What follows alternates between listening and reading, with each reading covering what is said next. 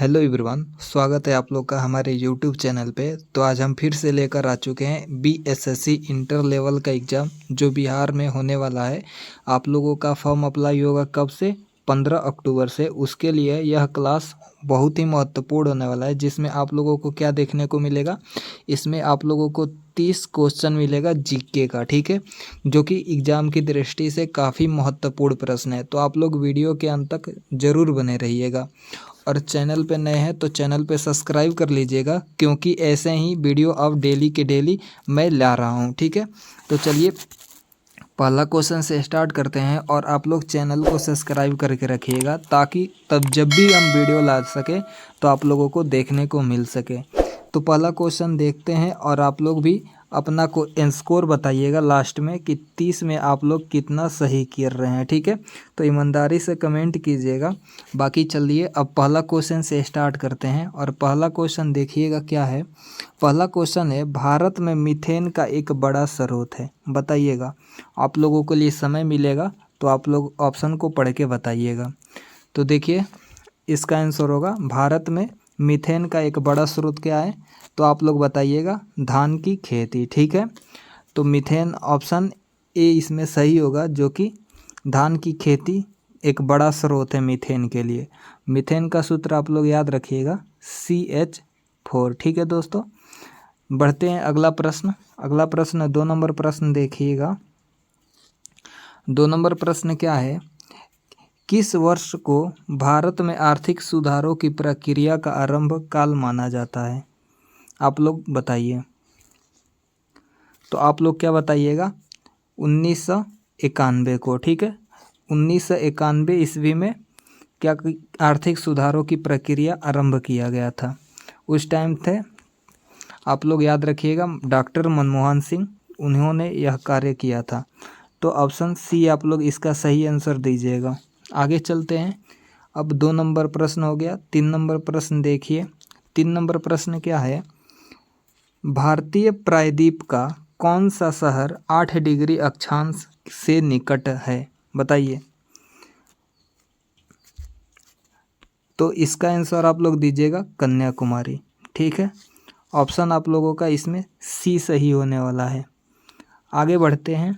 अगला प्रश्न अब 4 नंबर प्रश्न देखिए, जो कि एग्ज़ाम की दृष्टि से काफ़ी महत्वपूर्ण है, कितना बार भी पूछ चुका है बिहार के एग्ज़ाम में। 4 नंबर प्रश्न क्या है, हर्यक नरेश बिंबिसार की राजधानी थी, बताइए। तो आप लोग दोस्तों बताइएगा राजगीर, ठीक है। तो ऑप्शन सी इसका सही आंसर होने वाला है। हर्यक नरेश यानी कि बिंबिसार की राजधानी था राजगीर। हर्यक वंश यानी कि हर्यक का जो बेटा था बिंबिसार, इन बिंबिसार ने अपने पिता की हत्या कर दिया था। आगे बढ़ते हैं। अब 5 नंबर प्रश्न देखिए। 5 नंबर प्रश्न क्या है, भारत में प्रथम सिक्के कहाँ चलन में लाया गया था, बताइए। तो आप लोग बताइएगा बिहार व पूर्वी उत्तर प्रदेश, ठीक है। तो ऑप्शन डी आप लोगों का सही आंसर होगा। आप लोग डी याद रखिएगा। अब देखते हैं 6 नंबर प्रश्न। 6 नंबर प्रश्न क्या है, हर्ष ने अपनी राजधानी परिवर्तित की, बताइए। तो आप लोग बताइएगा थानेश्वर से कन्नौज, ठीक है। ऑप्शन ए आप लोग इसका सही आंसर दीजिएगा, थानेश्वर से कन्नौज। आगे बढ़ते हैं। 7 नंबर प्रश्न देखिए और बताइए। 7 नंबर प्रश्न क्या है, अजंता की चित्रकारी इन कथाओं को चित्रण करती है, बताइए। रामायण, महाभारत, जातक या पंचतंत्र। तो आप लोगों का आंसर आना चाहिए, इसका सही आंसर क्या होगा आप लोग बताइए। तो आप लोग बताइएगा क्या, जातक से, ठीक है। तो ऑप्शन आप लोगों का क्या सही होगा, सी इसका सही आंसर होने वाला है, आप लोग याद रखिएगा। चलते हैं अब अगला प्रश्न। अगला प्रश्न 8 नंबर देखिए। 8 नंबर प्रश्न क्या है, विहार शब्द का अर्थ है, बताइएगा आप लोग। तो काफ़ी बच्चों ने इसका गलत आंसर दिया होगा। तो देखिए विहार शब्द का अर्थ है पर्यटन, ठीक है। पर्यटन आप लोग इसका सही आंसर दीजिएगा, ऑप्शन ए। आगे बढ़ते हैं। अब अगला प्रश्न देखिए 9 नंबर। प्रश्न है, सिंधु घाटी सभ्यता में लोग पूजा करते थे, बताइएगा किस भगवान की पूजा करते थे सिंधु घाटी सभ्यता में, आप लोगों को बताना है। तो आप लोग बताइएगा पशुपति की, ठीक है। तो ऑप्शन आप लोगों का ए इसमें सही होगा। आगे बढ़ते हैं 10 नंबर प्रश्न। देखिए 10 नंबर प्रश्न क्या है, सूर्य और पृथ्वी के मध्य न्यूनतम दूरी रहती है, बताइए आप लोग किस डेट को न्यूनतम दूरी रहती है, आप लोगों को देना है आंसर। आप लोग इसका आंसर दीजिएगा क्या, 3 जनवरी को, ठीक है। ऑप्शन डी आप लोग इसका सही आंसर दीजिएगा। 3 जनवरी को सूर्य और पृथ्वी के मध्य न्यूनतम दूरी रहती है। अब देखिएगा 11 नंबर प्रश्न क्या है, किस एकमात्र अफ्रीकी नेता को भारत रत्न से सम्मानित किया गया था, बताइए। आप लोग इसका आंसर बताइएगा, नेशनल मंडेला, ठीक है। तो ऑप्शन आप लोगों का बी सही होगा। आगे बढ़ते हैं अब 12 नंबर प्रश्न। 12 नंबर प्रश्न देखिएगा दोस्तों, राष्ट्रीय राजमार्ग योजना कब शुरू की गई, बताइए।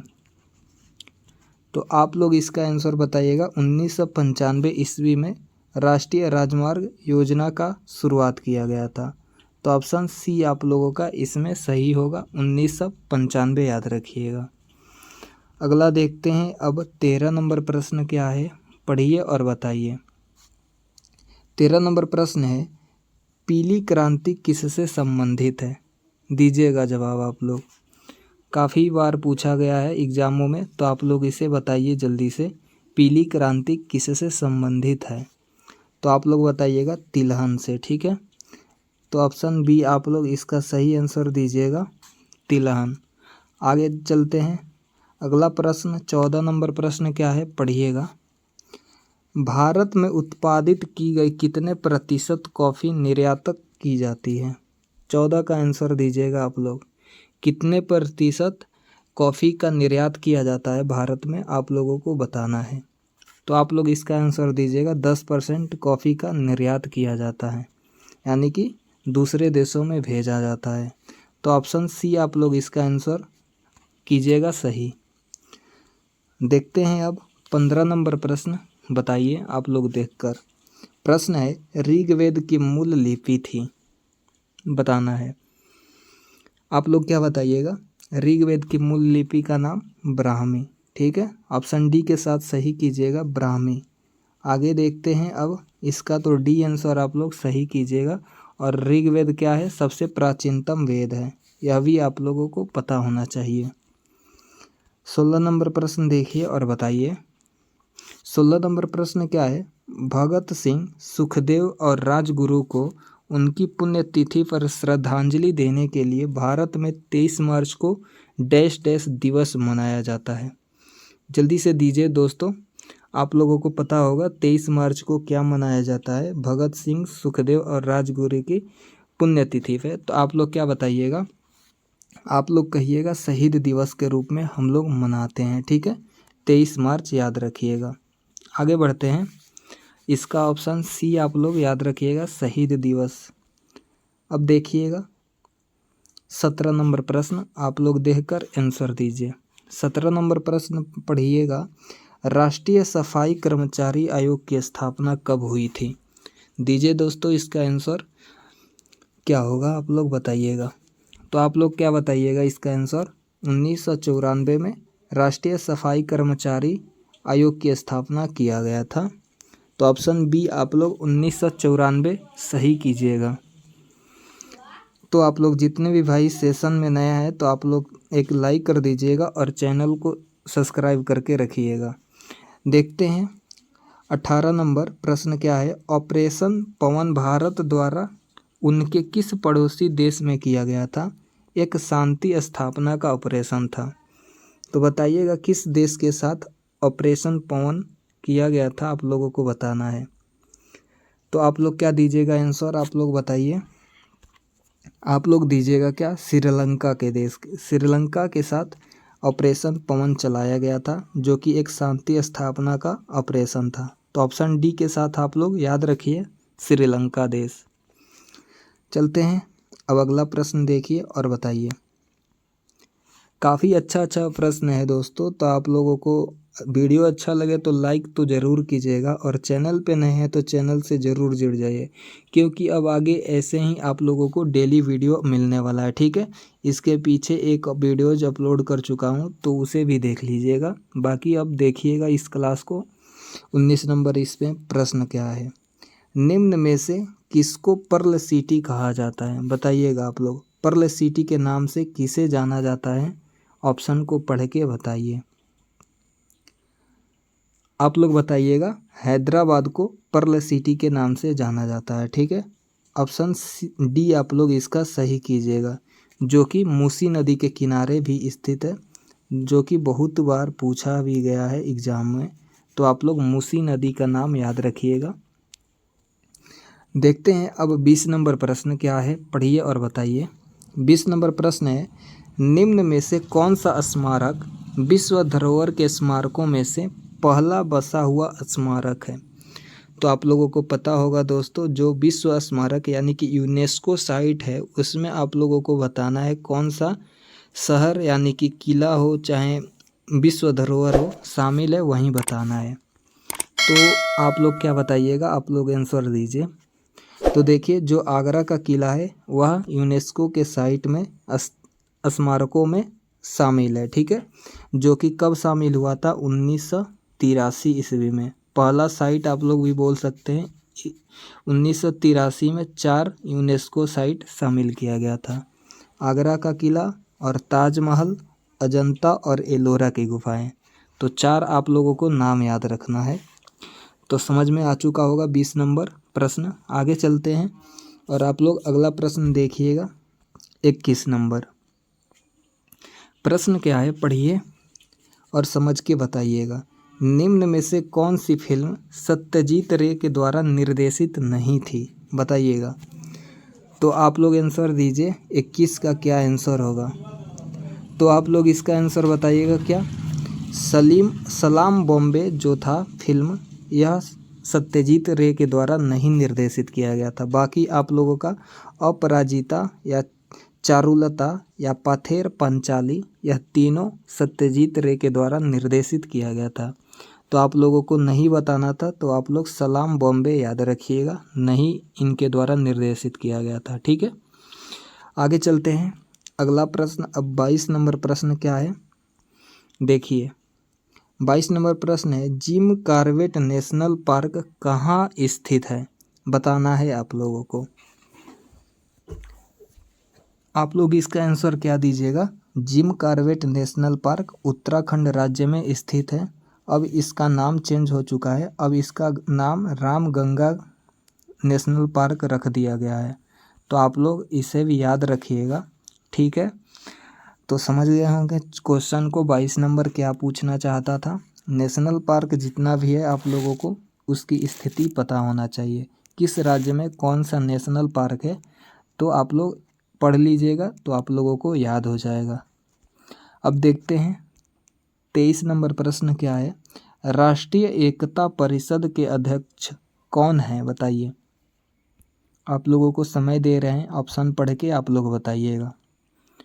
तो 23 का आंसर में आप लोग क्या दीजिएगा? जो राष्ट्रीय एकता परिषद के अध्यक्ष होते हैं उनका नाम क्या होता है? प्रधानमंत्री। ठीक है, प्रधानमंत्री राष्ट्रीय एकता परिषद की अध्यक्षता करते हैं, आप लोगों को पता होना चाहिए। और एक और नीति नया बना था जो 2015 में नीति आयोग। ठीक है, नीति आयोग जो बना था इसकी भी अध्यक्षता कौन करते हैं? प्रधानमंत्री ही करते हैं। तो आप लोगों को ये भी याद होना चाहिए। 1 जनवरी 2015 में इसकी स्थापना हुआ था नीति आयोग का। ठीक है, national institutes for transforming India इसका फुल फॉर्म भी होता है, आप लोग याद रखिए। देखते हैं अब 24 नंबर प्रश्न दोस्तों, आप लोग देखकर बताइएगा। प्रश्न क्या है, दिल्ली उच्च न्यायालय की पहली महिला न्यायाधीश कौन थी? बताइएगा जल्दी से। तो आप लोग क्या बताइएगा? फर्स्ट जो महिला थी न्यायाधीश उनका नाम था सुजाता मनोहर।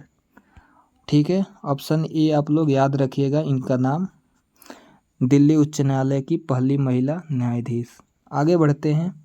अगला प्रश्न आप लोग 24 हो गया, 25 देखिएगा और बताइएगा। 25 नंबर क्या है? प्राचीनतम अंतर्राष्ट्रीय एयरलाइन है, बताइएगा। आप लोग इसका आंसर दीजिए। तो देखिए दोस्तों, जो प्राचीनतम अंतर्राष्ट्रीय एयरलाइन है उसका नाम है डच KLM, ठीक है। तो ऑप्शन आप लोग ए याद रखिएगा, जो कि सबसे पुराना एयरलाइन है। चलिए अब 26 नंबर प्रश्न की तरफ और देखिए इसे और बताइएगा। 26 नंबर प्रश्न क्या है दोस्तों, आप लोग पढ़िए और दीजिए आंसर इसका। तो इसका आंसर पढ़ के दीजिएगा। प्रश्न क्या है? जुलाई 1950 में अधिक पेड़ लगाओ अभियान का उद्घाटन किसने किया था, बताइए। तो आप लोग बताइएगा क्या? उनका नाम है विनोबा भावे, ठीक है। ऑप्शन ए आप लोग इसका आंसर दीजिएगा। आगे चलते हैं और अगला प्रश्न 27 अब है, इसे पढ़िए और बताइए। यह तो काफ़ी आसान प्रश्न है, जो कि जनरल जीके आप लोग देखे होंगे उसमें पूछा था है। तो क्या है?